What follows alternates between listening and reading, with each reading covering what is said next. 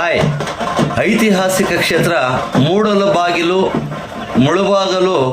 ನಗರದ ಮುತ್ಯಾಲಪೇಟೆಯಲ್ಲಿ ಗ್ರಾಮ ದೇವತೆಯಾದ ಗಂಗಮ್ಮ ದೇವಿಯ ಜಾತ್ರಾ ಮಹೋತ್ಸವವು 27/4/2026 ಮಂಗಳವಾರ ದಿನದಂದು ನಡೆದ ಅದ್ಧೂರಿಯಾಗಿ ಗಂಗಶಿರಸ್ಸು ಮೆರವಣಿಗೆ ರಾತ್ರಿ ಸುಮಾರು 1:30 ಹೊತ್ತಿಗೆ ಶಿವಕೇಶವನಗರ ಉದ್ಭವಲಿಂಗೇಶ್ವರ ದೇವಸ್ಥಾನದಿಂದ ಹೊರಟು ಪೂಜಾ ವಿಧಾನಗಳೊಂದಿಗೆ ಶುರುವಾಗಿ ಬೆಳಗ್ಗೆ 6:20 ವೇಳೆಯ ತನಕ ಅತ್ಯಂತ ವಿಜೃಂಭಣೆಯಿಂದ ನೆರವೇರುತ್ತೆ.